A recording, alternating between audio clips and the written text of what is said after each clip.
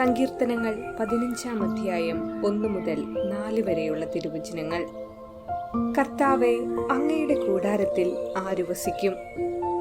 അങ്ങയുടെ വിശുദ്ധഗിരിയിൽ ആരു വാസമുറപ്പിക്കും?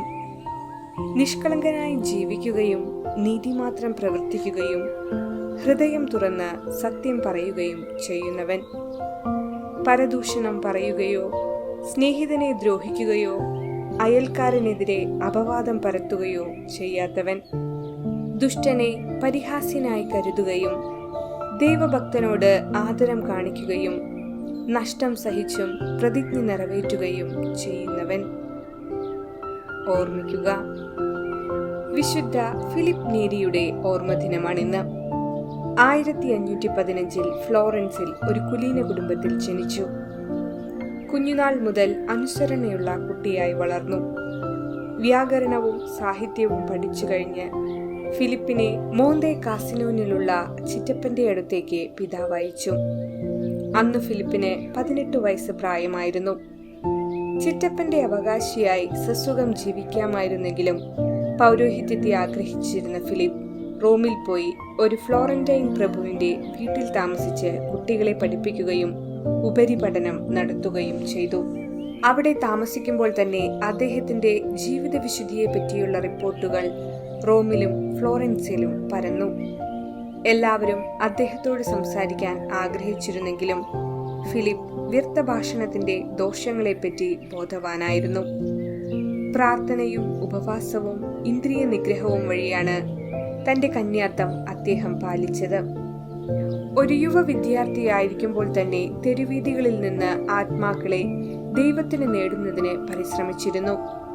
36-ാം വയസ്സിൽ ആത്മീയ പിതാവിന്റെ നിർദ്ദേശപ്രകാരം പൗരോഹിത്യം സ്വീകരിച്ചു. വിശുദ്ധ കുർബാന അർപ്പിക്കുമ്പോൾ അദ്ദേഹം കരഞ്ഞുകൊണ്ടിരുന്നു. പലപ്പോഴും സമാധിയിലായി പോകും. സമയം കൂടുതലായി വേണ്ടി വരുന്നതിനാൽ സ്വകാര്യമായിട്ടാണ് അദ്ദേഹം കുർബാന അർപ്പിച്ചിരുന്നത്. 1564 ഒറേറ്റേറിയൻ സഭ രൂപീകരിച്ചു. ഒരിക്കൽ ദൈവമാതാവ് ഫിലിപ്പിന് പ്രത്യക്ഷപ്പെട്ടു. ലൂതറിന്റെ വിപ്ലവം വരുത്തിയ നാശം പരിഹരിക്കാൻ വളരെയേറെ പ്രവർത്തിച്ച അദ്ദേഹം മുൻകൂട്ടി അറിയിച്ചതുപോലെ 1595 മെയ് 26-ാം തീയതി 80-ാം വയസ്സിൽ നിത്യസമ്മാനത്തിനായി വിളിക്കപ്പെട്ടു. 1622 മെയ് 12-ാം തീയതി ഗ്രിഗറി 15-ാമൻ പാപ്പ അദ്ദേഹത്തെ വിശുദ്ധ പദവിയിലേക്ക് ഉയർത്തി.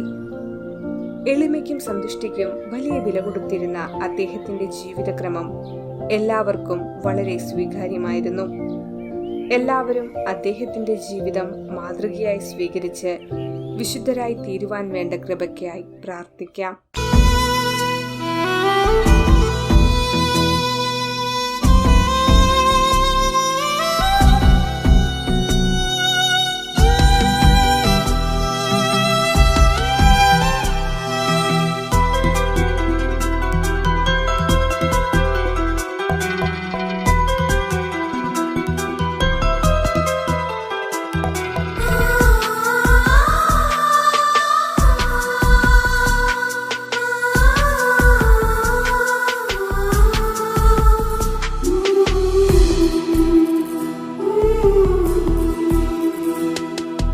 എൻ കൂടെ വസിക്കാൻ സ്വർഗം വിട്ടിറങ്ങി, അപ്പമായി വാഴാൻ എൻ്റെ ഈശോ ഇതാ. എൻ കൂടെ വസിക്കാൻ സ്വർഗം വിട്ടിറങ്ങി, അപ്പമായി വാഴാൻ എൻ്റെ ഈശോ ഇതാ. നാഥാ, എൻ്റെ ഹൃദയം സക്രാരിയായി തീർക്കണേ, എൻ്റെ ഉള്ളവും നിന്റേതായി മാറ്റേണമേ. നാഥാ, എൻ്റെ ഹൃദയം സക്രാരിയായി തീർക്കണേ, എൻ്റെ ഉള്ളവും നിന്റേതായി മാറ്റേണമേ. ഓ ദിവ്യകാരുണ്യമേ, ഓ ദിവ്യവാത്സല്യമേ, നിന്നോട് ചേർത്ത് ചേർത്തിടണേ, എന്നെ നിന്റേതായി മാറ്റിയിടമേ. ഓ ദിവ്യകാരുണ്യമേ, ഓ ദിവ്യവാത്സല്യമേ, നിന്നോട് ചേർത്തിടണേ, എന്നെ നിന്റേതായി മാറ്റിയിടമേ.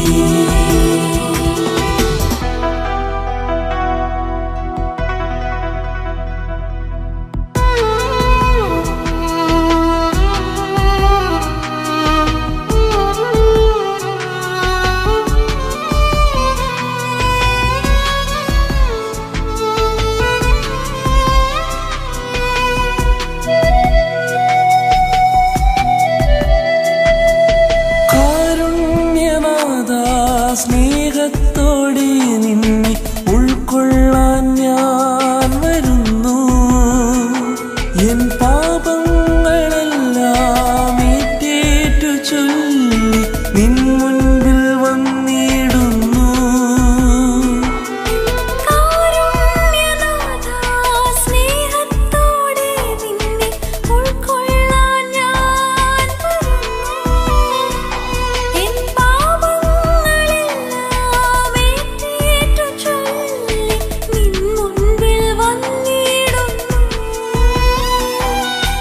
എന്നെ നിൻ സ്വന്തമായി മാറ്റുന്ന പാവന ആത്മീയമന്നയാണീ ഭോജനം.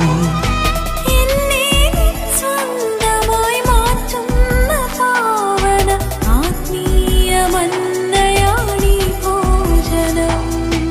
ഓ ദിവ്യകാരുണ്യമേ, ഓ ദിവ്യവാത്സല്യമേ, നിന്നോട് ചേർത്തിടണേ, എന്നെ നിന്റേതായി മാറ്റിയിടമേ.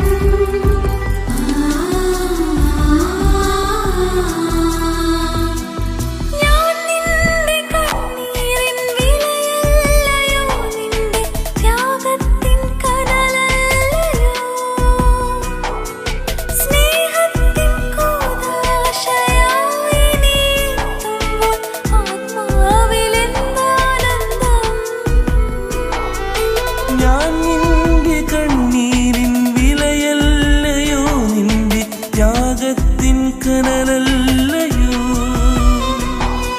സ്നേഹത്തിൻ കൂദാശയായി നീ എത്തുമ്പോൾ ആത്മാവിലെന്താനന്ദം. എന്നെ നിൻ ജീവന്റെ കൂദാശയാക്കുന്ന സ്വർഗീയ ഭോജ്യമാണീ രഹസ്യം. എന്നെ നിൻ ജീവന്റെ കൂദാശയാക്കുന്ന സ്വർഗീയ ഭോജ്യമാണീ രഹസ്യം. എൻ കൂടെ വസിക്കാൻ സ്വർഗം വിട്ടിറങ്ങി, അപ്പമായി വാഴാൻ എൻ്റെ ഈശോ ഇതാ. നാഥാ, എന്റെ ഹൃദയം സക്രാരിയായി തീർക്കണേ, എന്റെ ഉള്ളവും നിന്റേതായി മാറ്റണമേ. നാഥാ, എൻ്റെ ഹൃദയം സക്രാരിയായി തീർക്കണേ, എൻ്റെ ഉള്ളവും നിന്റേതായി മാറ്റണമേ. ഓ ദിവ്യകാരുണ്യമേ, ഓ ദിവ്യവാത്സല്യമേ, നിന്നോട് ചേർത്തിടണേ, എന്നെ നിന്റേതായി മാറ്റിയിടമേ. ഓ ദിവ്യകാരുണ്യമേ,